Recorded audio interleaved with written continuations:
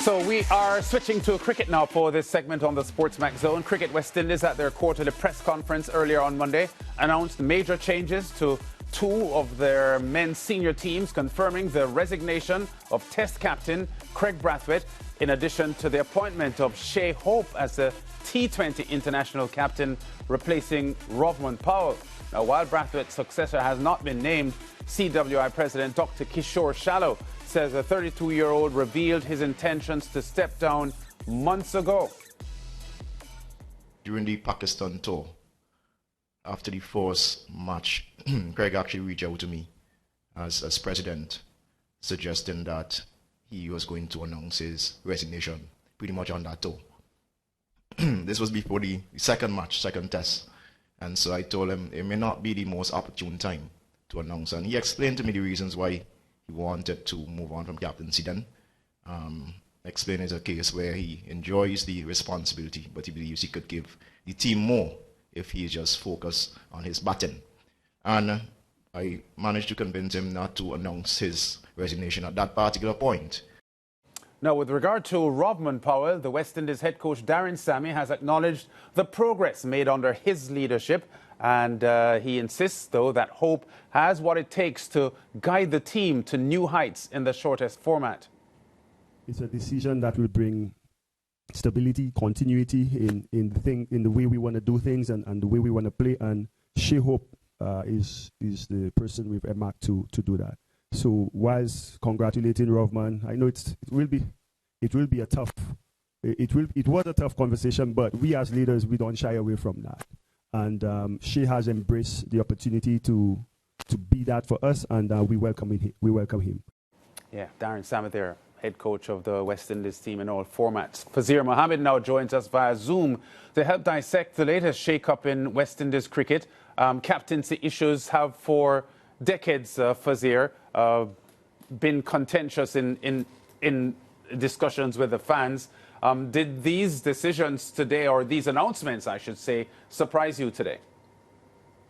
The Kraigg Brathwaite one certainly surprised me because I always got the sense that he enjoyed the role and he felt challenged by it. His reaction after he won that test match at the Gabba famously just over a year ago, and his reaction to the criticism and even winning the test match in Pakistan suggested that that was a reinforcement of what he was doing as a leader and given the circumstances of West Indies cricket. So I was even more surprised to know that he wanted to give it up after that first test match in Pakistan. Had to be persuaded to continue. So it seems that it's probably a combination of his batting being affected, thinking, yet another loss, yet another disappointment, and taking its toll. But he never really struck me as someone who would have been weighed down heavily by these situations. But clearly it would have been. So yeah, a bit of a surprise.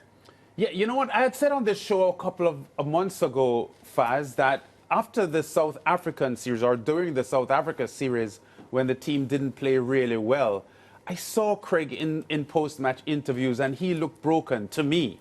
He looked like a broken individual. And from then, I thought that his captaincy would not have continued for much longer, whether it was by his own decision or the West Indies taking away the captaincy from him. But I take the point that you just made, because in other instances, I had seen where he was, rising to the difficult task, because we know how difficult it is to captain a West Indies team. It is, and it's a thankless task. As you said correctly, you're talking about the Caribbean region where even if you're a winning captain, you get cussed from somebody. Someone doesn't like you just because of where you're from, which territory you're from. So there are many different elements to it, and clearly would have taken his toll. I think also the fact that unless he has a severe dip in form or is injured, he's going to play his 99th, 100th, and 101st Test matches against Australia. And that's a significant moment as well. It could very well be the last person to play 100 Test matches for the West Indies, given the way things are going. So that in itself, there might be an element of selfishness to that you want to focus on your batting, you want to make it a big occasion. And you can't really hold that against someone necessarily, because it's not as if the West Indies have been really, wiping the slate clean in Test match cricket with him as leader. There have been notable successes, but it's been generally a period of struggle, as it's been for the last 30 years. Yeah, well, there hasn't been a West Indies captain with a winning record, Faz, since Richard Richardson in the mid-90s. I know Ridley Jacobs had captained the team to a couple of victories as a stand-in captain, so he wouldn't be a part of that statistic. So the point has to be made that successive West Indies captains since the 1990s, from Walsh to Adams, to Lara, Sammy, everyone who has captained the West Indies team has had a losing record. And at this time, I know that Kraigg Brathwaite has come under a lot of criticism from a lot of fans, Faz, but I think we have to recognise that the lack of success of this West Indies cricket team for decades now doesn't really lie with the captain's performance. Absolutely, and it falls to your same observation, which I felt was really right on point.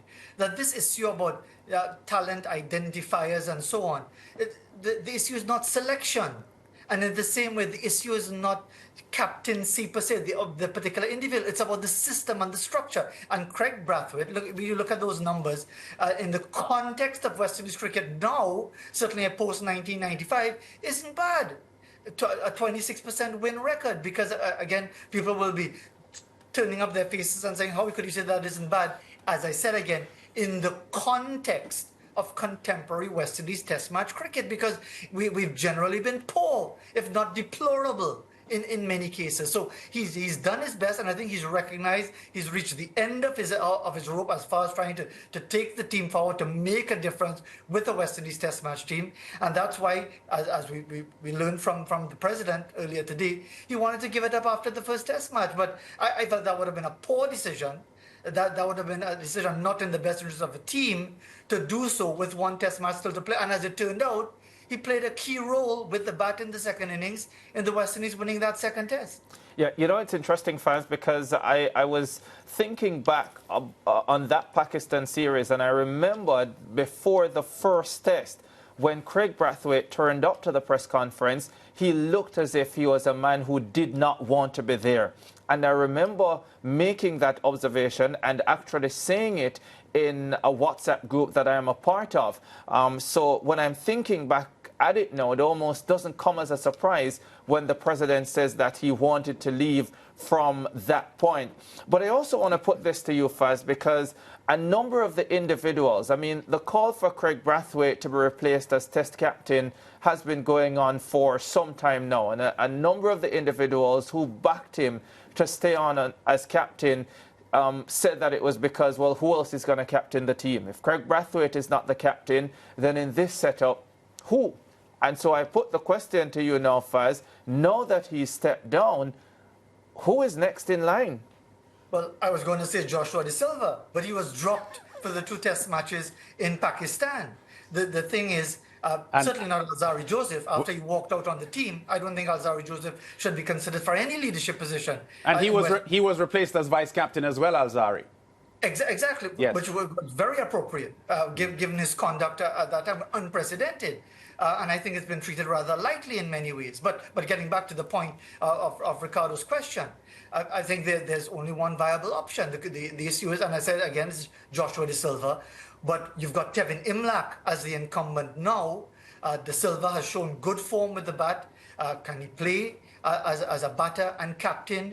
Is that worthy of consideration? Because really, if you look at the rest of the team, there isn't the sort of experience that suggests that burdening them with the captaincy, and it is a burden to be a West Indies captain. And Ricardo's point about how Kraigg Brathwaite would have looked, we've seen that over numerous captains looking as if they've had enough long before they eventually gave it up or it was taken from them. So I would say at the moment, it appears that Joshua De Silva, if he is back in the West Indies team, should be the West Indies captain. Faz, here is one for you. Since we have an all-format coach, could we have an all-format captain? It's quite possible. But if you're going to have an all-format captain in Shea Hope, he has to prove first and foremost that he's worthy of his place in a test match team.